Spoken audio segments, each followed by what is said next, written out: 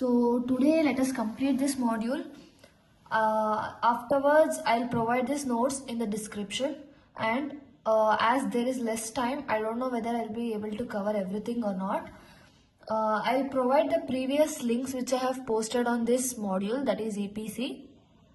Please do refer to it, because it is picked from last year questions, previous year questions and all.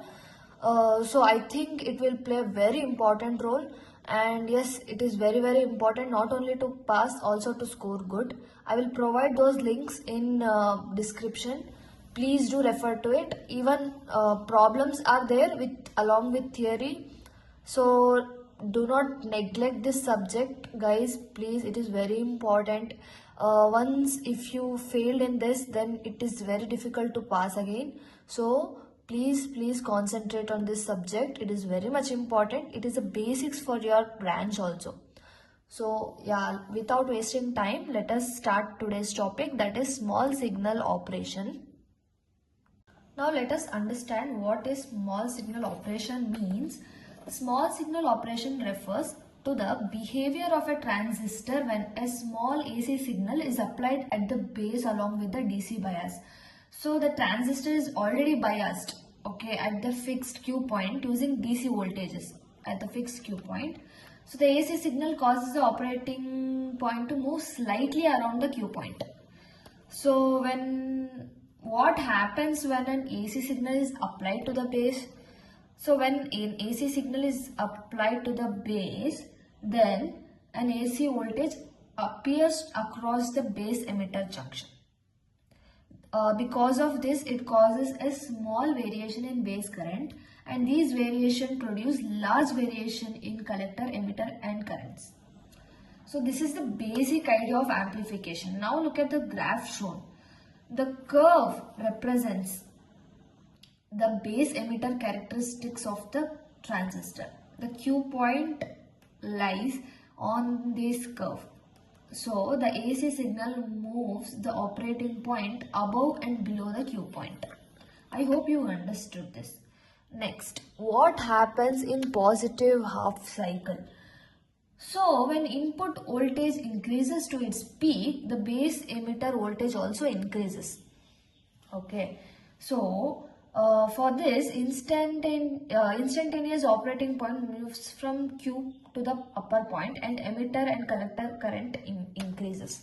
So remember this, positive half cycle and negative half cycle is very important if they ask about the question small signal operation. In negative cycle, when the input voltage decreases to its negative peak, the base emitter voltage decreases. Here the base emitter voltage increases, here the base emitter voltage decreases. Next, the operating point moves from Q to the lower point. Here it moves to the upper point, it moves to the lower point. It is dead opposite, positive half cycle and negative half cycle. So here emitter and collector current decreases. Here it was increasing, now here it decreases. So this is only the difference between positive half cycle and negative half cycle. This is very much important. You have to write this point in small signal operation along with this and with this diagram. This diagram is very important. So why the size of an AC signal is important? Yes, the size of the AC base voltage decides how far the operating point moves from Q, whether it is upper or lower, whatever it is. So yeah, it decides it. And small AC signal, if it is small AC signal, then small movement, that is nearly linear operation. So if it is a large AC signal, then large movement, non-linear operations. This is why it is very important what size of the AC signal. So now let us learn what is distortion. The base emitter characteristic is non-linear. You know that it is curved. Because of this, the positive half cycle of emitter gets stretched. Okay, then the negative half cycle gets compressed. This unequal stretching and compression is called distortion. I have written the definition here. Unequal stretching and compression is called the distortion. It is very important. So to reduce distortion, we have to keep AC base voltage very small and reduce the peak value of the input signal. So you may ask the question, why does actually distortion occur?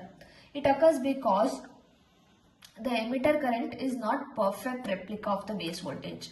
The transistor characteristic is also not curved.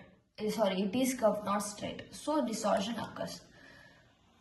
So this is the main point of distortion. To reduce distortion, I have said AC base voltage should be small and peak value of the input signal, we have to reduce it. So yes, this is distortions. Now let us learn about the two transistor model. In that first one, T model of a transistor. It is a small signal model used to analyze transistor amplifier when a small AC signal is applied. In this model, the transistor is represented as VCIS, that is voltage controlled current source, VCIS, where the controlling voltage is base emitter voltage, okay, that is VB. So what does T model actually represent? So this is the diagram for this. Remember this. So as far as a small AC signal is concerned, the emitter diode of the current behaves like a small AC resistance, that is RE bar. Okay, this one, RE bar. The collector side behaves like a current source and collector current is IC.